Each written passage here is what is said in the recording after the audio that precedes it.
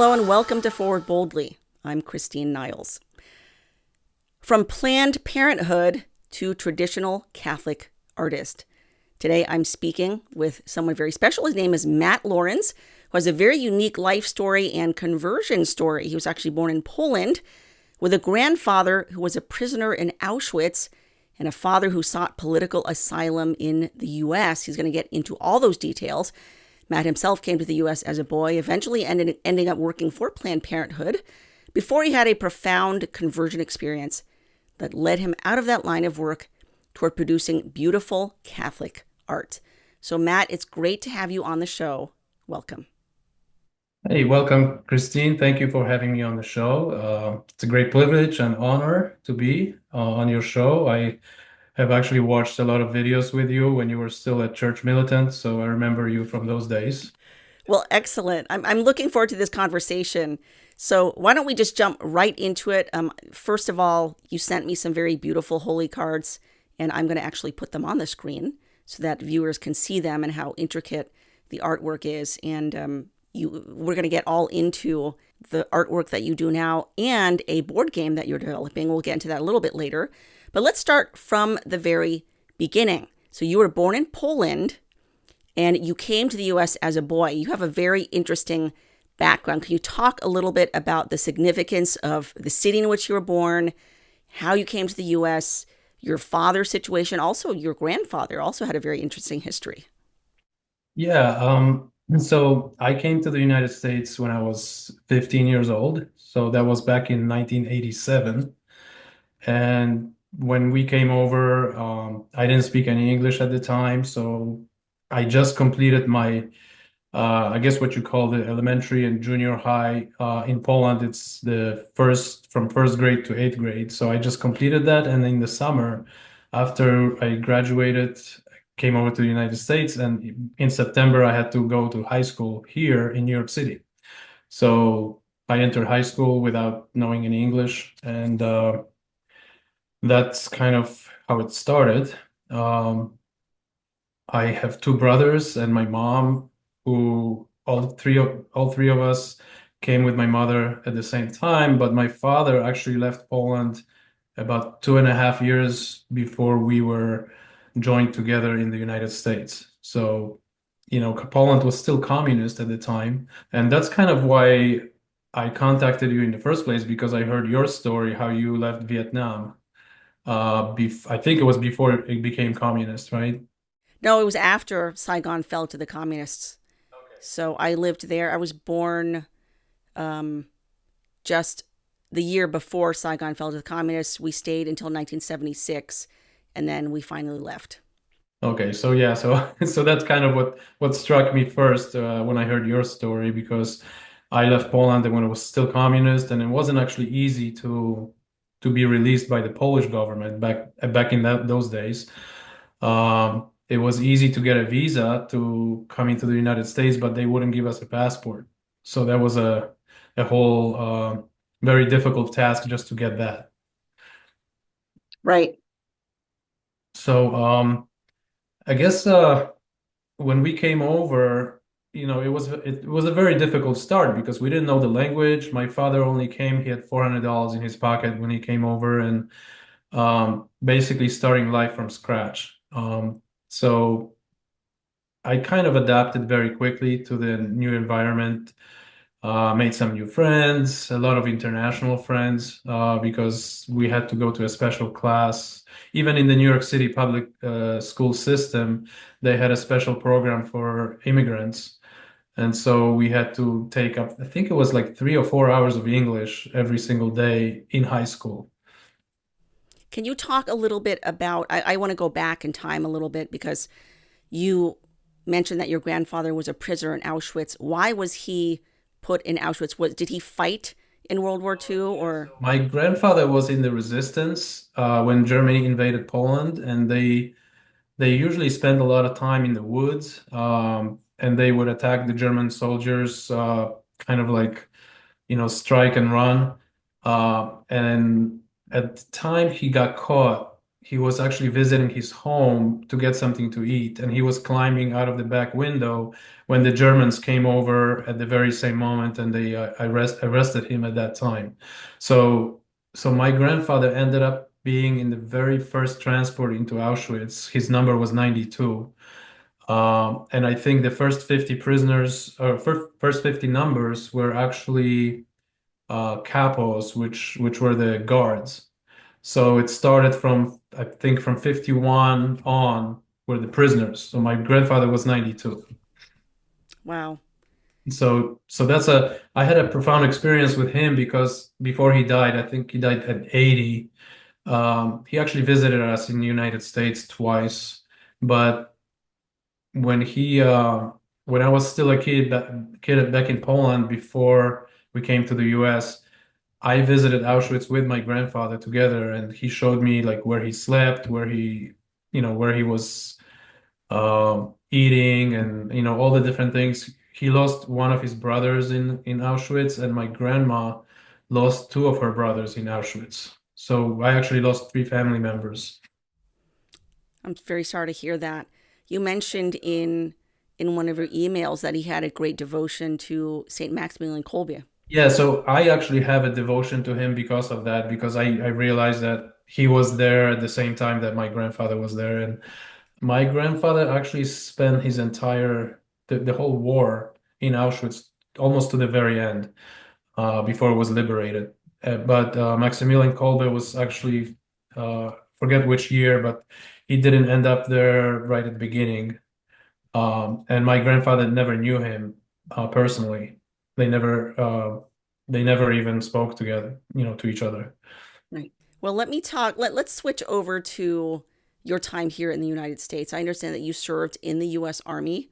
How was that experience? Yeah, I joined the US Army because my parents couldn't pay for my college, so I had to finance myself, and that was one of the things that was available at the time. So I joined the US Army, and because I was planning to be a doctor, medical doctor, so I joined the US Army. I selected nursing and a medic. So I was actually a medic, a nurse, and a truck driver, where we used to build field hospitals in in the desert or in the woods, or, just anywhere.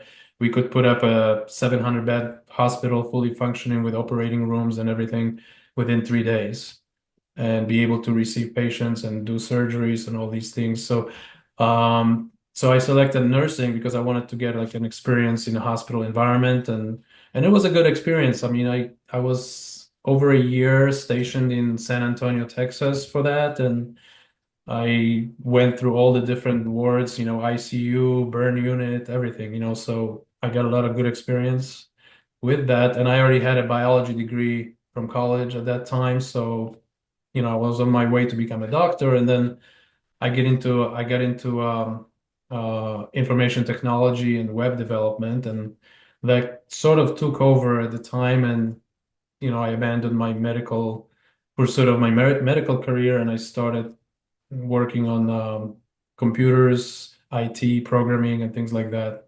Well, how did you end up working at Planned Parenthood? Okay, that's a funny story because my father's would maybe 2 years after he came to the US, so that was probably sometime around 1989. He started his own business in New York City, and that business was window cleaning on high-rise buildings. And so after college, like sort of in between things, I started working with him. So I was washing windows in New York City.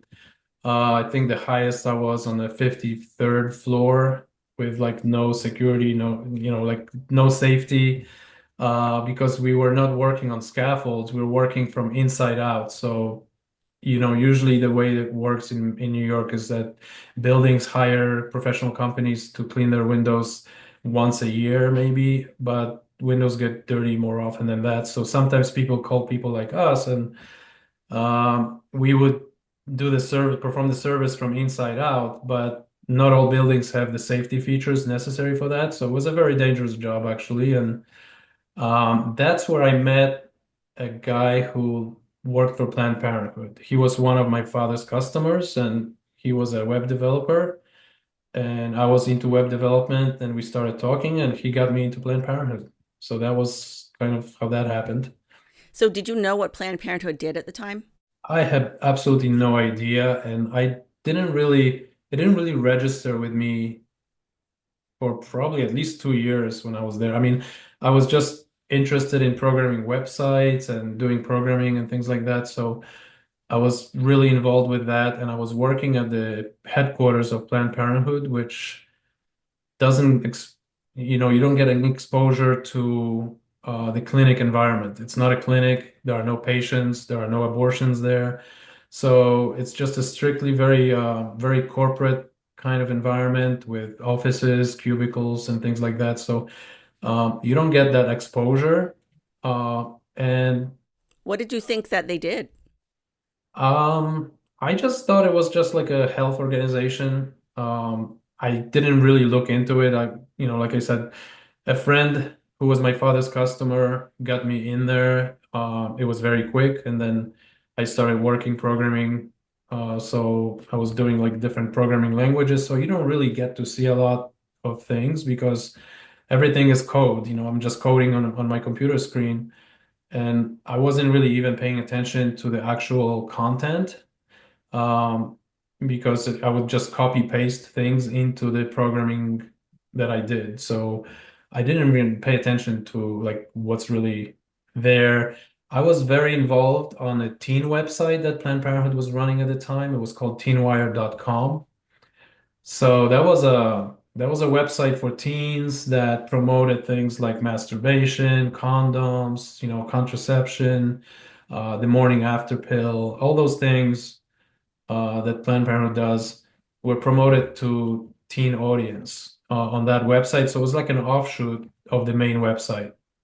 So, were you a practicing Catholic at the time when you were doing this, or? Yeah, I mean, I grew up in a Catholic family in Poland, and Poland is was like one of the most Catholic countries in Europe at the time. I think a lot of it had to do with the communist Poland because the church was in opposition to the government. So that gave people hope and strength, and the church was always, I mean, I think it was like over 90% of Polish people were Catholic at the time. Today it's completely different. But so I grew up in a Catholic family, but we didn't pray the rosary daily. We didn't read scripture. Um, I didn't really practice, other than going to church on Sundays, I didn't really practice my faith too much. When I came to the States, once I grew up and I was on my own, I never stopped going to church on Sundays. And when I got married, I got married to a Catholic woman, my wife. So we both went to church every Sunday. But again, we didn't pray the rosary. We didn't practice any kind of scripture reading or anything like that. It was just like Sunday, all the all the required holidays or feast days. And that's pretty much the extent of it. So So, okay, so you're working at Planned Parenthood. You're working on this website for teens. They're pushing things like birth control and masturbation and that sort of thing. Did that bother you at all, or were those things that you just didn't really, you weren't really? it didn't really bother me, and maybe that's the main reason for that is because I was addicted to pornography myself for many years in those days, and I just kind of, I never thought of it as, I'm not the one responsible. I'm not the one who's pushing it. Everybody has a freedom of choice kind of mentality. So, it didn't, like I wasn't thinking in a way that, because I'm maybe putting up content on the website, that it's my fault or anything because I'm just doing my job and I'm not the one where it originates from. Um, and because of my addiction, I guess I would say that that kind of you kind of use it as an excuse because you're addicted to something like that yourself, so you don't really those things don't bother you so much because of what you're doing. So yeah, so that was probably one of the main reasons why I was kind of insensitive. And even though I saw that, I stayed in Planned Parenthood for 10 years. And to this day, I ask myself, how is it possible that a Catholic ends up in a company like that and stays there for such a long time? And I cannot answer this question. I just think I was very, blind. Kind of like what scripture says, you have eyes, but you don't see, you have ears and you don't hear. And I think there are a lot of people in Planned Parenthood who work there and are in a similar predicament. They just don't realize what they are part of. And, like if I had a second go at it right now, I would never, even if they offered me $1 million salary, I wouldn't take it. But on the other hand, I asked Jesus many years ago, how did I end up there? I said, Lord, how did I end up in this place? Why was I there? Why didn't I realize? And I think that was the only time in my life that I had elocution. And if your listeners don't know what that is it's not a vision, but you hear a voice in your head. And I clearly heard the Lord speaking to me, and He said, "My son, I just wanted you to see firsthand what the enemy is doing." So I think I think the fact that I worked at Planned Parenthood, it opens the doors to many things in my life, even though that in itself, the company's evil and they're doing, bad things and, killing children in their mother's wombs and all that. But, uh, that thing is happening whether we like it or not. It's on a grand scale. It's legal in many places, and it's not going to stop that easily. We have to, there's a lot of prayer and um, it needs to be done. And I just think that, for myself personally, I think my insensitivity to it was a big part of it, but I think I had to go through it in a sense, as bad as it may sound, because I have seen the other side. I have been behind what I call the enemy lines. And I saw firsthand like how those people react, what they talk about on a daily basis. Uh, Not everybody there is a bad person. Not everybody there is an evil person. It's just they have the wrong mindset, and I'm sure that if they were presented with what I know today, a lot of them would leave Planned Parenthood because they would realize that, this is not something that God wants. And I don't know personally how many Catholics work at Planned Parenthood or even, Christians in general, but I'm sure there are plenty. So I don't think I was the only one, obviously, but regardless of the fact that I was brought up Catholic, I still ended up in this company, and for so many years I was there. So Right. Now, you said you were married at the time. Did you have children at the time? And did that change you and that in your opinion? so my when I joined Planned Parenthood, we just got married not long before that, and both I have two children, a daughter and a son, and both of them were born when I was at Planned Parenthood. My son, unfortunately, he was born with cerebral palsy, and for a very long time, I didn't understand why why God allowed him to be born that way. I wasn't sure. I kept asking the question, like, why is an innocent child born with a disability like that? And there's no medical cure, there's nothing that a parent can do. Today, Michael is 15 and, he's still wearing diapers and we have to give him 24/7 care. Um, so there's a lot of suffering, both for him and for us and for the whole family. And it's not an easy task to take care of a child like that. But at one point, someone asked me, like, we knew that he was going to be born this way because my wife caught a virus when she was in her first trimester, and that attacked his nervous system. So we knew before he was born, like probably 4 or 5 months before he was born, we already knew that there were going to be major issues. And somebody once asked me, like, why didn't you just abort him because you knew that he was going to be, sick like that? And I said, how can anybody even say that? He's such a blessing. I mean, I love him to death, and I would never change that for anything. I mean, yes, I do wish he was healthy and and it is a suffering, but at the same time, he's the only saint in my family. This child, after he was baptized, he has never committed a single sin, and he cannot commit a sin. So he's a saint. He's a living saint, and it's a beautiful thing. Um, I do pray for his cure, and I believe that God is going to cure him one day. But um, I don't complain about the situation. I used to complain, and God let me know right away. So there was an incident that happened, and but Michael is a very interesting child because we experienced the miracle of the sun, just like in Fatima, where the focus was on Michael. I took him to Medjugorje. He's a very special child, so I do hope that God is going to cure him one day. And for the time being, I don't mind taking care of him.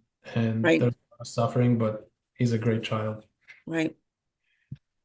So, did his birth cause you to have a conversion experience? I mean, how did you start realizing that you need to get out of Planned Parenthood? Um, about 2 years before I left, I already had a strong inclination that I need to leave. Um, so Why? so I left in 2011. Why did you have a strong inclination that you had to leave? So Michael was born in 2009, and in 2009, I had this strong inclination I need to leave. I mean, I just knew that, I don't want to work there. But at this, Was that, I mean, by that point, did you realize they were doing abortions and it didn't make you? yeah, I was fully aware of it. But they had a lot of great perks. Like for example, when a child is born, the father gets 3 months paternity leave. So you don't really get that in too many companies. So you get a fully paid three-month leave when a child is born. So I experienced that with my daughter and then my son. Um, they have a lot of great, you get bonuses, you get, 401k. There's like a lot of incentives. So we lived in a very expensive neighborhood and it was difficult to pay for everything, even though both my wife and I were making six-figure incomes and we had like no savings because of the taxes and everything. So, my biggest worry was like, okay, if I leave Planned Parenthood, where am I going to find a job right away that will match what I'm getting there? So that was my biggest worry, and that was probably the biggest, roadblock for me leaving Planned Parenthood. And it took me, 2 years to finally say like, okay, that's it. I'm leaving. I don't want to be here. And that's, I made that decision and I just exited the company without any, separation package or anything like that because I left on my own. I wasn't laid off. So I couldn't seek unemployment. And it was tough in the beginning. It was hard. I had to like scramble to get a job and in my field at the time. So it wasn't easy, but I got through it and my family went through it and I landed back on my feet. So That must have been a scary time. I mean, were you turning to God quite a bit during that time? And yeah, so I experienced my conversion. I never wrote it down, so I don't have an exact date when this happened. But I was reading a book about, the Catholic faith. It wasn't in the Bible, but I was reading this book and just all of a sudden I had an experience which I can call something like a born again experience. I never cry and I fell on my knees on the floor and I was crying like a baby, like literally. And I knew there were two thoughts that came into my head at that moment, and it was I think I can pretty much say that it was the most clear thought I ever had in my life. I knew that I was going to hell, so that was thought number one. And number two, I just kind of heard this voice in my head saying, "You have been just unplugged from the matrix." So that's when I realized that we live in a world of lies and like almost everything around us is a lie. I mean, it's incredible. Once you start digging into things, I guess you're an investigative reporter, so you do a lot of research. I have a science background, so my mind is always like very logical in the way I think.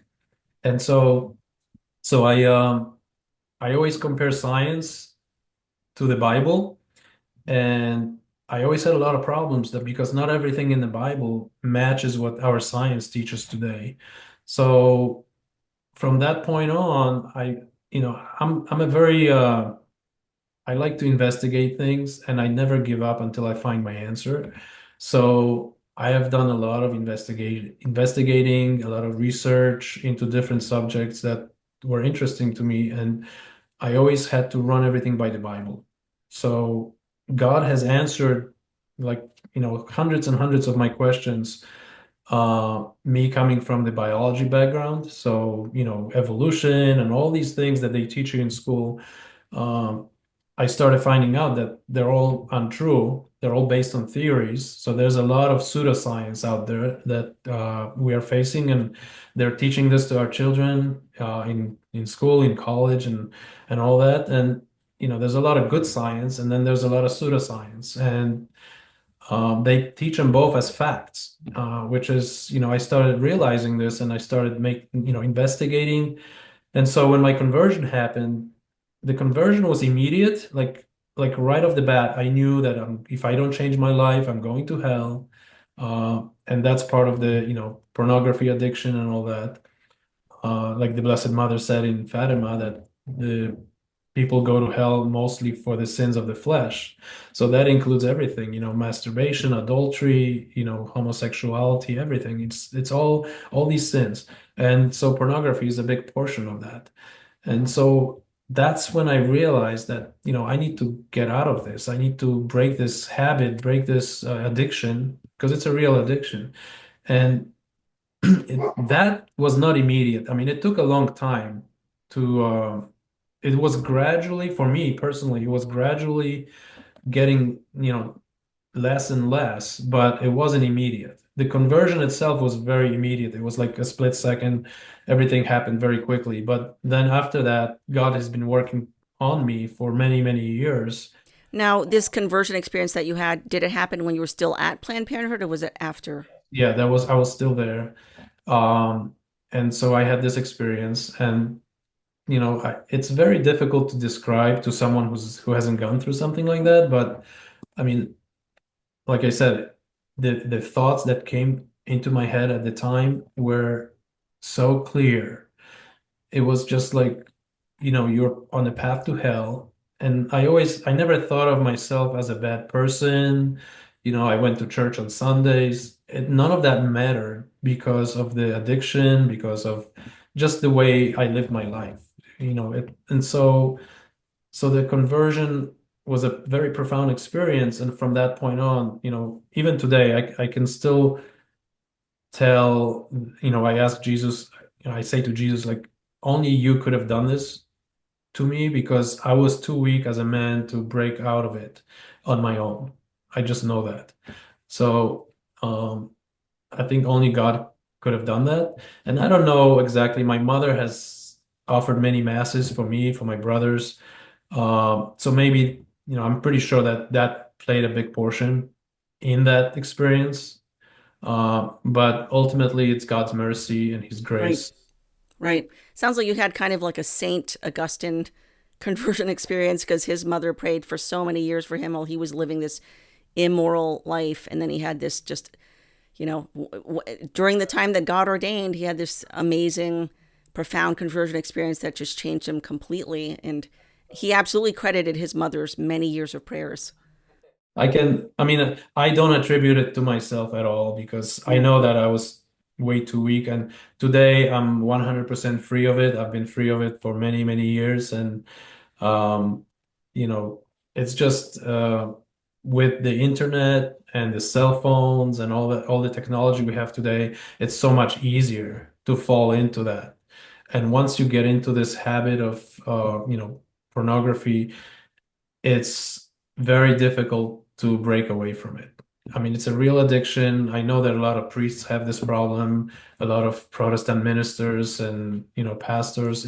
It's affecting, probably mostly men, but I'm sure women are also affected, but it's just so easy. This wasn't the case, before the invention of internet, TV, and cell phones.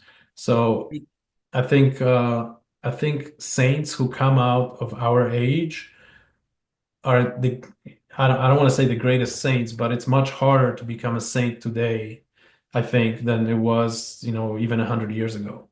Yeah, absolutely. Well, what do you say then to, young men or women who are struggling with some addiction and they feel like, oh, it's impossible. There's no way I can do this. What do you say to them? Yeah, first of all, I think, well, first of all, anything is possible for God.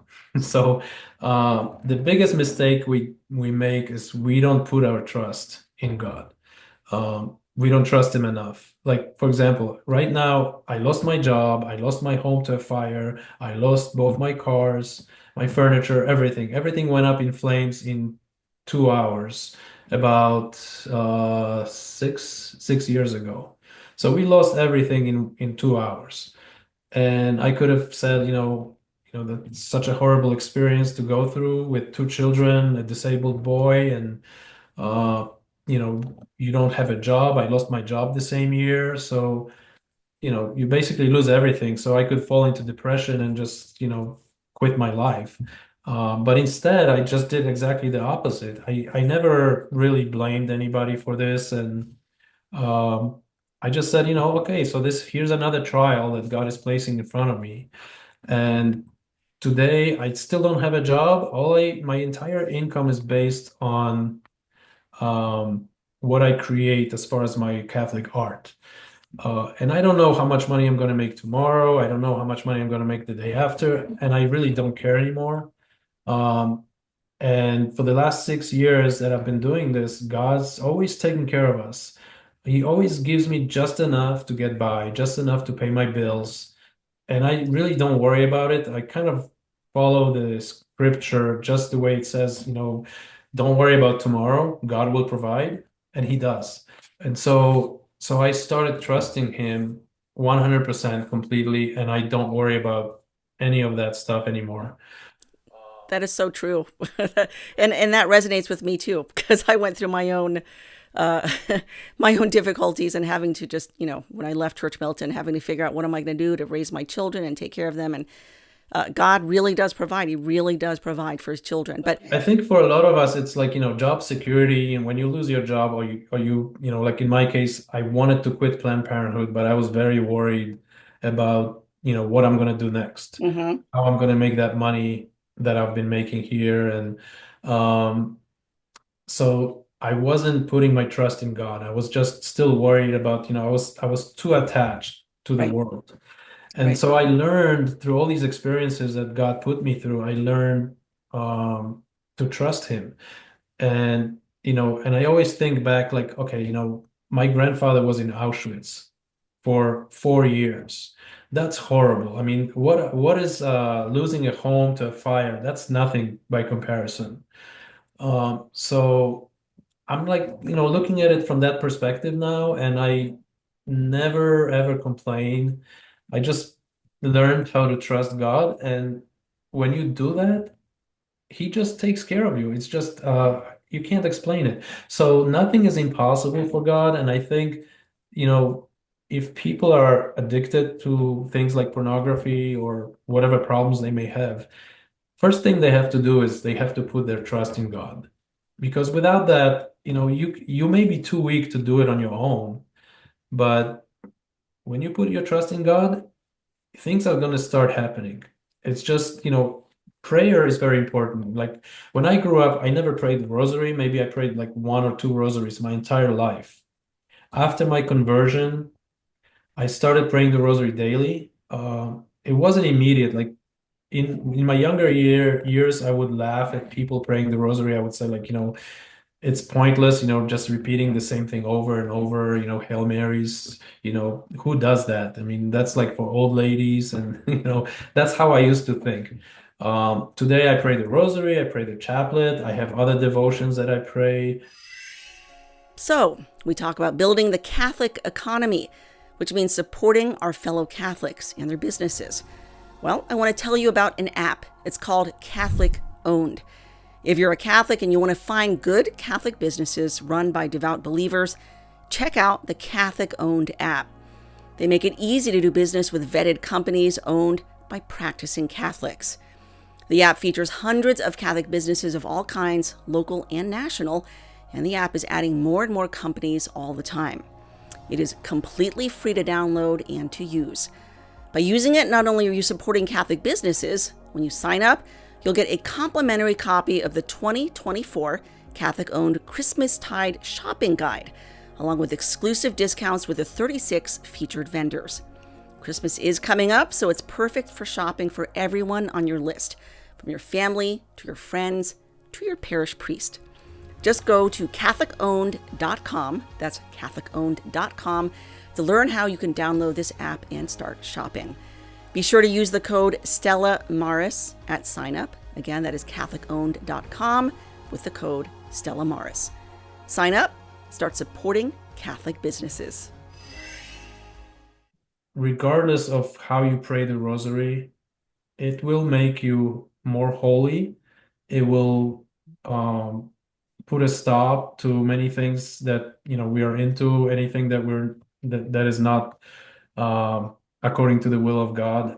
Those things will start diminishing over time. So the more you pray, the less of the other stuff you're going to do, because the two don't go hand in hand. You can't have it both ways. You cannot be praying the rosary 1 minute and then going into pornography the next minute.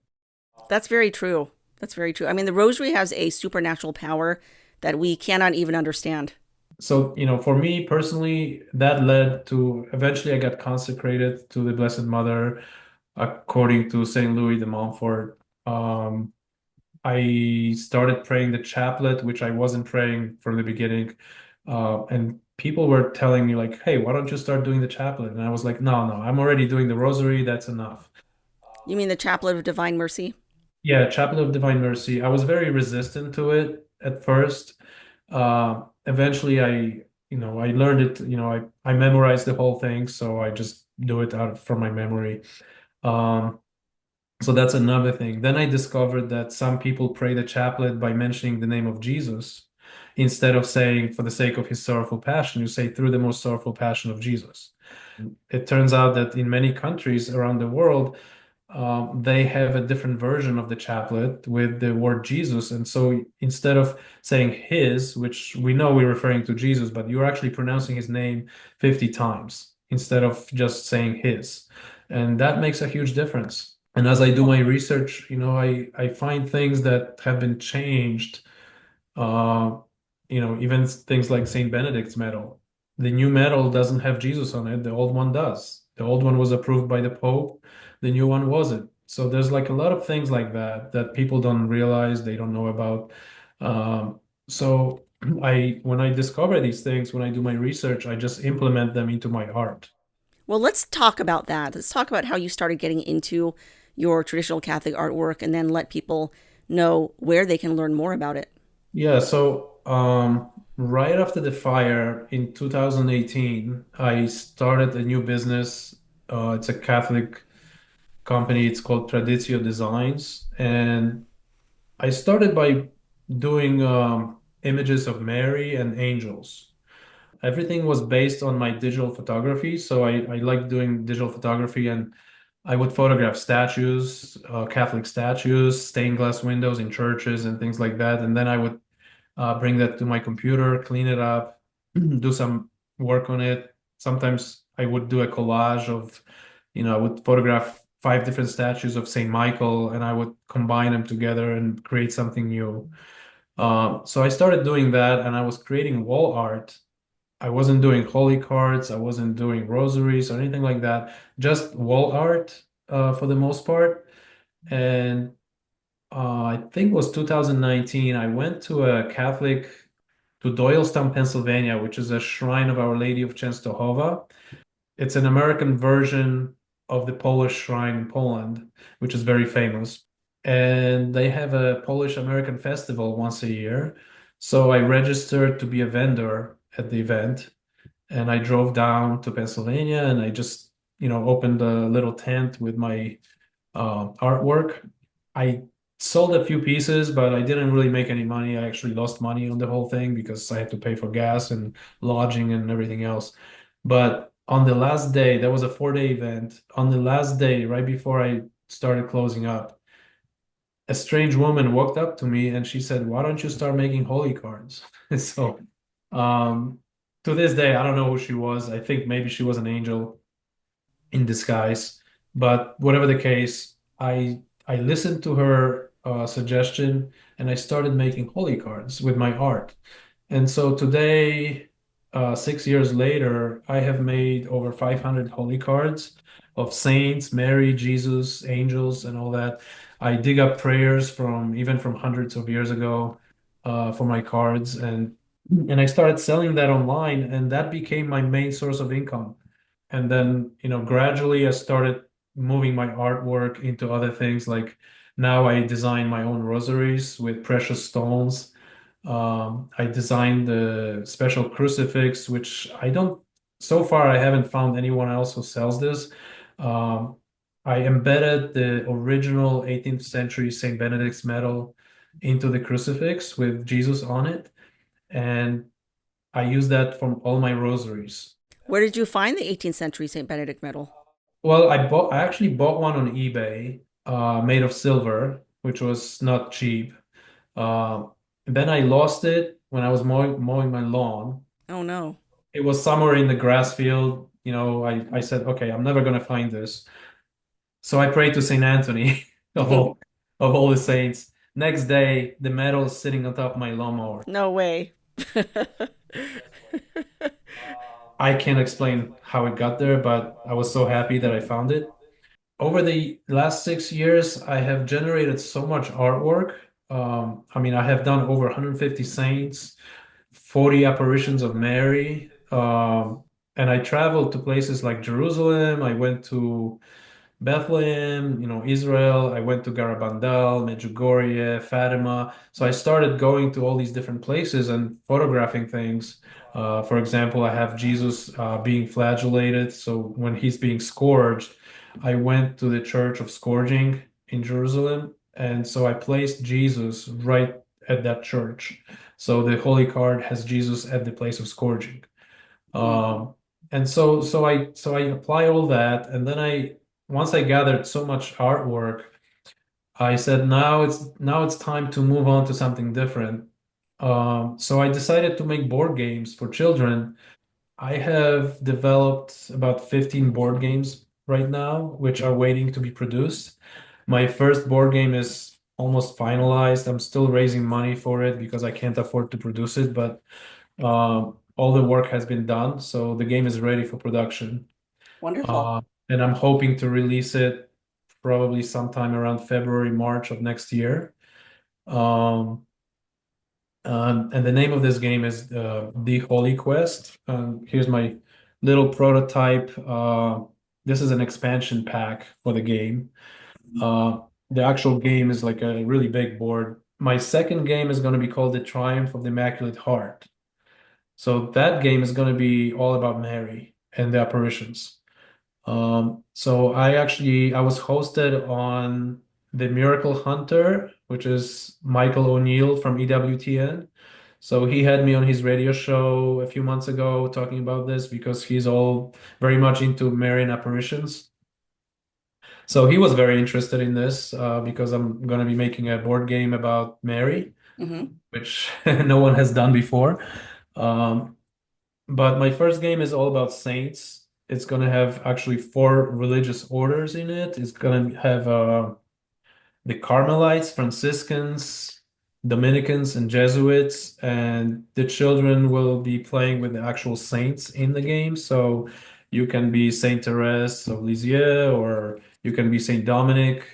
You can even be Saint Thomas Aquinas in the game. Every saint has a biography in the game, and there are saint cards that children have to answer questions. There are probably, I'm thinking four or five, I think five different ways to play the game. This first game that I'm making. So uh, That sounds great. it's going to be for little children from all the way from 5 all the way to late teens. For teenagers, it's going to involve answering questions about the saints and just learning about them. For little children, they don't have to do that. Yeah. That sounds great. I've got 4 children. I mean, they would love something like that. So Oh, yeah, so it's a new idea, and I think it's a different tool to evangelize and to preserve the right. faith. People can go to the website. It's called theholyquest.us. So it's www.theholyquest.us. And you can go to that website and learn everything about the game. We have a frequently asked questions. We have what's in the box, so you can actually see the components of the game. You can see the board, and all that is up on the website. There are ways to donate to the game. So we're asking any Catholic who is interested in helping us evangelize through this game and other games in the future. You can donate any amount, anywhere from $5 and up. If you want to purchase the game, we will offer a limited edition of the game for the first 1,000 customers. So basically, what you need to do is donate $120, which will give you a limited edition of the game, which will have on top of the 16 saints that are in the standard game, you're going to get another 16 saints. So children will get a total of 32 saints made of beautiful stained glass in as pawns in the game and with the cards. You're going to get a certificate of authenticity because the first 1,000 games will be numbered. So you will basically get something like, game number 20 out of the first 1,000. Okay. So we're asking anyone who has children, grandchildren, or friends and family that have children, just get them, recommend the game to them and have them visit the website, So that's theholyquest.us. holyquest.us. And then what about your artwork if people want to buy holy cards? My store, I have an Etsy store right now. So to get to that, it's tradecatholicart.etsy.com. That's correct. So we will place that special link underneath this video as well as the one for the board game, theholyquest.us. And just as he said, if you support our sponsors, then you support us here at StellaMaris.media. There's one more thing I want to mention is that when you visit my store on Etsy on Sundays, it's always closed. So I shut down to obey God's commandment on every Sunday. So you can visit, from Monday all the way to the end of Saturday at midnight. Saturday, I shut down my store and then I reopen on Sunday midnight East Coast time. Excellent. And then, as a last thing I would like to do is I would like to pray an Ave Maria since we were talking about Planned Parenthood. In order to stop abortion, I would like to pray to the Blessed Mother in Latin, if you don't mind. Absolutely. Okay, nomine Patris et Filii et Spiritus Sancti. Amen. Ave Maria, gratia plena Dominus tecum, benedicta tui mulieribus et benedictus fructus ventris tui, Iesus. Sancta Maria, Mater Dei, ora pro nobis peccatoribus, nunc et in hora mortis nostre. Amen. Amen. Nomine Patris et Filii et Spiritus Sancti. Amen. Amen. All right. Well, thank you so much, Matt. It was a great discussion, and I hope that all of you go out and support his business. That's theholyquest.us. And then I'll place the link underneath this video for the Etsy store where you can get a special 15% discount through Stella Maris Media. Thank you so much again, Matt. Thank you, and God bless you, and God bless all of your listeners. Thank you so much. All right. So please go out and, I always try to promote good Catholic businesses, and you should support good Catholic businesses, especially now that you've heard his conversion story and, everything that he left, a lucrative career and everything, to follow God's will. And he and his family are completely trusting God for all things. I that message resonates with me. Anybody who knows my story in the past year and the surrender that I've had to, practice with God, God has blessed me so much just surrendering to him, trusting in him. But we have to support the people like Matt and good Catholic businesses where they really are practicing the faith and putting their money where their mouth is and trusting in God. So go to his website, support his business. And if you can't support financially, then at a minimum, please pray for him and his family. And also, as a reminder, Christmas is coming up. So who knows, you might want to slip in a beautiful holy card in your Christmas cards. Just an idea. Actually, a lot of people do that around Christmas. They buy the cards and they put them, as part of the Christmas gift. That's a great idea, and they're beautiful cards. So again, go out, support this good Catholic business. All right, thank you so much for watching and listening. And in the words of St. Joan of Arc, in God's name, forward, boldly.